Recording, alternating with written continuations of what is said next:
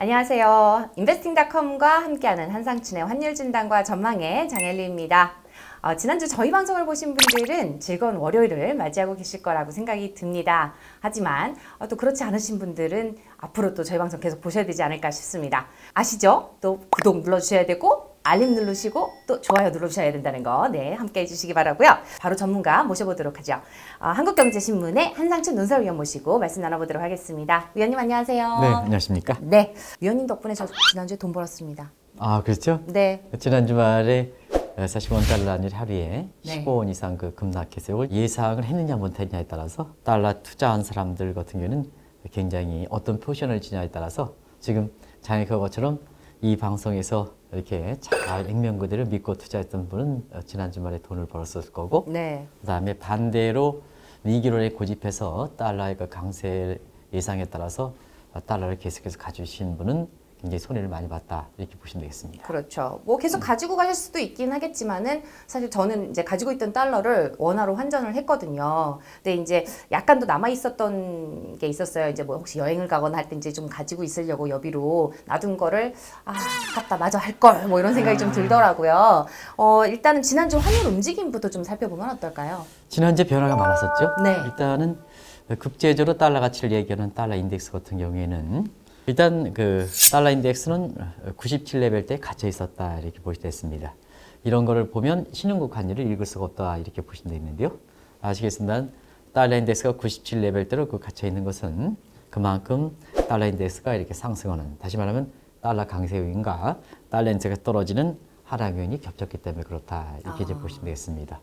아무래도 그 달러 인덱스 관련해서 이번 주에 이렇게 주목해서 보셔야 될 것은 이렇게 지난 주말에 사실 달러 인덱스가 많이 떨어졌던 측면, 네. 이것은 이제 국내 외환시장에 이번 주에 그 영향을 미치지 않겠냐 이렇게 보고 있고요.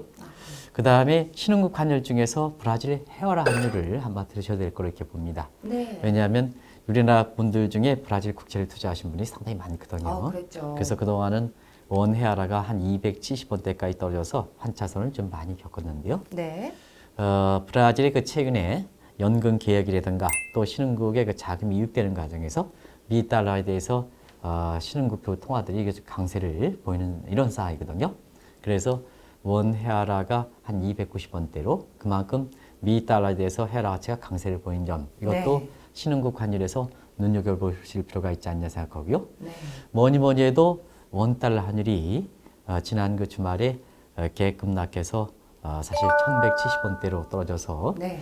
일부 위기론자들은 올해 말에 사실 위기가 발생해서 원달러 환율이 1250원대 이상으로 이렇게 예상하는 시각이 많지 않았습니까? 그랬어요. 그러나 네. 지금의 1170원대를 보면 그런 예상 수준에 비해서 한 80원 정도 이렇게 떨어진 수준이기 때문에 무엇보다도 그런 위기론자와 이렇게 망국론자들이 이렇게 얘기했던 달러를 사라 얘기했으면 상당히 연말이 조만간 크리스마스 다가오고 네. 또 신년도 다가오는데 마음이 우울하지 않겠나 하는 생각이 듭니다. 그렇죠. 그래서 제가 저희 방송 보시라고 제가 그렇게 추천을 드렸는데 아직도 구독 안 누르신 분 빨리 누르시기 바랍니다. 지난주 갭급락이 나왔다. 이 갭급락이 나온 게 용어가 좀 생소하신 분들이 있으실 것 같아요. 이 왜 발생을 했는지 이런 부분을 조금 더 짚어주시면 어떨까요? 네. 지난 주말에 누구도 예상하지 못하게 하루에 환율이 15원 이상, 장중에는 18원 정도가 떨어졌었는데요. 네. 이 표현을 이렇게 기술적 차트 분석에서 보면 유약급락이라 이런 표현을 쓴다 이렇게 됐습니다. 네. 지금의 원달러 환율이 지금 그동안은 1190원 정도 이렇게 됐었는데요. 이 추세에서 갑자기 떨어진 현상을 일부에서는 그 순간 폭락, 프레시 크래시, 네. 사진이 찰칵 할 때 그 순간에 환율이 떨어진다. 크래시 해서 이걸 프레시 크래시라는 표현을 쓰고요. 그 다음에 외환시장에서 보면 갭 급락이라는 표현을 쓴다 이렇게 됐습니다. 네. 이게 앞으로 그 달러 투자라든가 기업의 외화급 환 리스크 관리에서 어떤 의미를 갖고 있냐면, 통상적으로 보면 갭 급락이 발생했을 때는 이전의 상한선, 예를 들어서 달러당 그 1190원에서 지금 1200원 선이 강한 이렇게 저항선을 형성하고 있는데요. 네. 당분간 이 수준은 돌파하기 어렵다 하는 의미를 갖고 있다 이렇게 보게 됐습니다. 뭐든지 그 기술적 차트 분석이 전부 맞는 건 아닙니다는 최근 들어보면 이 트럼프의 그 말 한마디가 종전에 비해서는 상당히 좀 약화되는 이런 분위기인데요. 네. 왜 그러냐면 뭐든지 그렇지 않습니까? 이제 아무리 그 강하더라도 신뢰가 져버리면 말이 지켜지지 않으면 그 위에는 시장 참여자들이 똑같은 말을 한다 하더라도 외화 포지션을 변경하지 않습니다. 그래서 거짓말하는 사람이 나중에 이서부와 마찬가지로 나중에는 오히려 진짜 사건이 발생했을 때 듣지 않는 그래서 그렇죠. 큰 사건이 터지는 것과 마찬가지로 그런 것이 이제 외환시장에 이렇게 나타나다 보니까 이제는 기술적 차트 분석이 잘 맞아떨어지는 이런 모습이 좀 보이거든요. 네. 그래서 갭 이렇게 급락이 나오다 보니까 당분간 달러 투자 입장에서는 1,190원대 1,200원대 네. 이 수준이 돌파하기 어렵다 하는 측면에서 연말연시에 달러 포지션을 지실 필요가 있지 않냐는 생각이 듭니다. 네. 사실 막 1,180원 뭐 이렇게 막 넘어갈 때 저도 막 1,190원 넘어가면은 왠지 1,200원을 넘지 않을까 막 이런 기대를 하면서 좀 더 가져가 볼까 이런 기대를 했었는데 위원님 말씀 저번 방송을 같이 하면서 그래 이제는 환전을 해보자. 이렇게 또 아깝게 또 더 떨어지면 어떻게 하면서 환전을 했거든요. 정말 잘한 것 같아요. 네. 그죠? 네. 이번 주에 또 외환시장에 미치는 저 주요 일정도 있을 거고 또 어떤 현안들이 있을지 또 한번 또 짚어봐야 되지 않을까요? 미국의 3분기의 확정치. 네. 미국은 이제 GDP 성장률이 분기가 끝나면 한 달 간격으로 어드밴스 속보치, 포텐셜 잠정치, 파이널 확정치가 발표했는데요. 이번에는 3분기에 마지막 발표되는 확정치가 되겠다 이렇게 됐습니다. 대체로 보면 잠정치의 2.1%랑 비슷한 시각이 나올 거로 이렇게 보이기 때문에 네. 외환시장에선 큰 영향을 미치지는 못하지 않겠나 이렇게 이제 보고 있고요.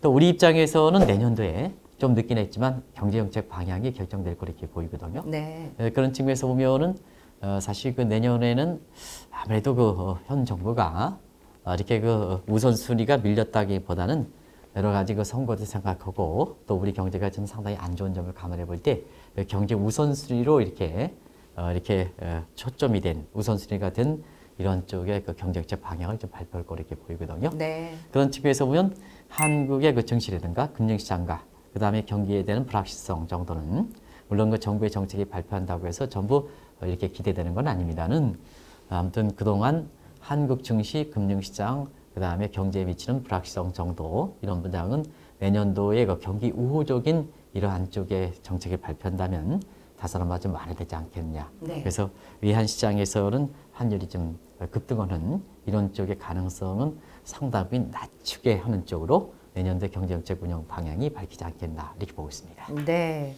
또 이번 주에 이제 원달러 환율에 또 미칠 수 있는 뭐 이제 다양한 이슈들이 또 있겠지만 영국 총선 결과라든지 또 미중 무역 합의 결과라든지 이런 것들이 또 계속해서 또 영향을 미칠 수 있을까요? 어떻게 보세요? 지난 주말에 주중반 후반에 전부들 결정된 그렇죠. 사항이고 또 워낙 브렉시트 문제는 영국의 총선 문제라든가 미중 간의 1차 합의 문제는 이것이 뭐 단기에 영향을 미칠 수 있는 변수보다는 지속적으로 영향을 미칠 수 있는 변수이기 때문에 이번 주에도 계속해서 국내 외환시장에서는 브렉시트 문제의 불확실성을 줄이는 이렇게 영국의 총선 결과 문제, 네. 그 다음에 미중 간 1차 합의도 가장 큰 외환시장에 영향을 미치는 변수가 되지 않겠나 생각합니다.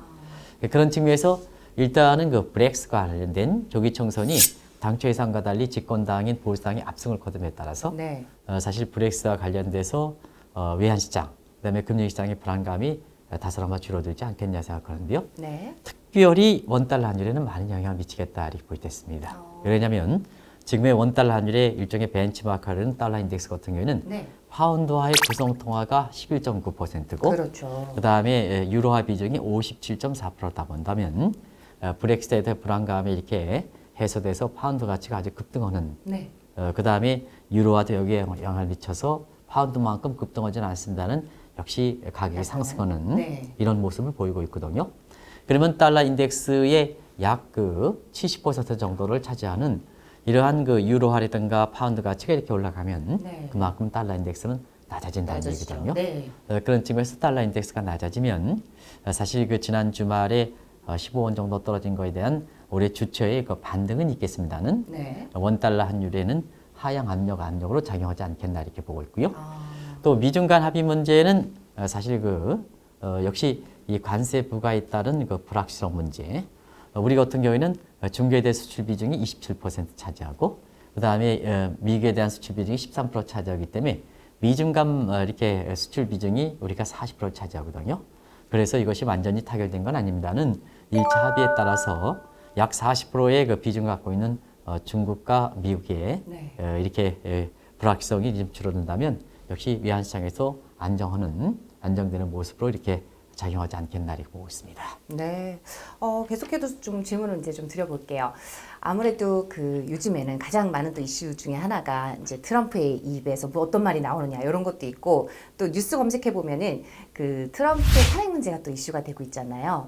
트럼프의 탄핵이 이루어지고 안 이루어지고 뭐 이런 얘기들이 나오는데 이 문제가 환율에 또 어떤 영향을 미치게 될지 이 부분 굉장히 중요할 것 같거든요. 네.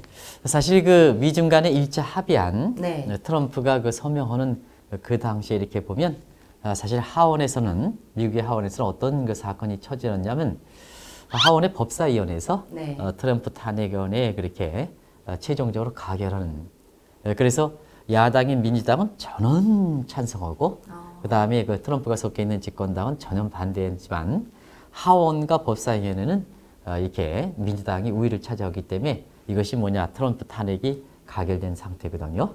그래서 앞으로는 공식적으로 이제는 이제 법사위원회에서 결정되면 하원의 본회의가 됩니다. 이렇게 그래서 본회의에선 대충 가결되지 않겠냐. 네. 왜냐하면 지금 하원에서는 민주당이 이렇게 그 중간 선거위에 다수당을 차지하고 있지 않습니까? 네. 그리고 법사위원회에서도 역시 양당이 서로 똘똘 뭉치는 점을 감안해 볼 때 하원의 그렇게 다수당대로 사실 이 문제는 하원에서 본회의에서 가결될 가능성이 높다 이렇게 보겠습니다. 그리고 이것이 가결되면 미국은 탄핵에 대한 최종 결정은 우리가 헌법재판에서 하지만 미국은 상원에서 결정되거든요. 네. 그래서 상원에 넘어간다면 어떻게 될 것인가 하는 측면에서는 지금 중간선거 이후에 상원도 이 공화당이 다수를 차지하고 있지만 탄핵의 반대 여부를 결정할 때 3분의 2에 해당되는 수준에 압도적으로 공화당이 이렇게 차지하는 못한 상태거든요. 네. 그래서 공화당 내에 약간의 좀 장앵커가 이뻐 보이면 찬성하다가 장황과 미워 보이면 이렇게 반대하는 변절자들이 많은 게 이 프리덤 커커스거든요. 네. 그래서 권력이 강하면 트럼프에 들러붙고 네. 권력이 양하면 자기 길을 찾아가는 그러겠죠. 이런 쪽에 네. 이제 프리덤 커커스인데요. 이 프리덤 커커스가 어떤 입장을 보이느냐에 따라서 트럼프가 역대 대통령 처음으로 탄핵될 가능성을 완전히 배제할 수 없다 이렇게 됐습니다. 네. 외환시장은 어떻게 영향을 미칠 것이냐 하는 측면에서는 이 트럼프는 본인의 방어를 위해서 이전부터 내가 트럼프에 탄핵되면 네. 사실 그 주가라든가 달러 가치는 폭락하지 않겠느냐. 그러면 외환시장에 읽으시는 분은 달러 가치가 폭락한다면 그만큼 원화 가치가 강세가 된다는 그렇게 거고 되겠죠. 원달러이 지금도 1170원 내려가서 당혹스럽습니다. 달러 네. 투자 입장에서는 그보다 월등히 내려가기 때문에 이 또한 이렇게 당분간 달러라든가 국내 외환시장에 참여하는 기업이라든가 이런 사람들이 굉장히 관심이 될 거로 이렇게 보이는데요. 네. 일단은 사실 트럼프가 탄핵이 된다 하더라도 주가라든가 달러 가치에 미치는 영향은 그렇게 크진 않다 이렇게 보게 됐습니다. 그래서 네. 트럼프의 탄핵 문제는 아무래도 미국 경제에 현재 차지하는 위상을 볼 때는 가장 관심을 가져야 되겠습니다는 일단은 미국의 그 국민들은 자기가 뽑아준 대통령을 사실 임기 중에 탄핵되는 걸 굉장히 싫어하거든요. 그러겠죠. 그렇기 네. 때문에 일단 이 탄핵의 문제에 대해서 너무 그 과민한 반응을 하실 필요는 없고요.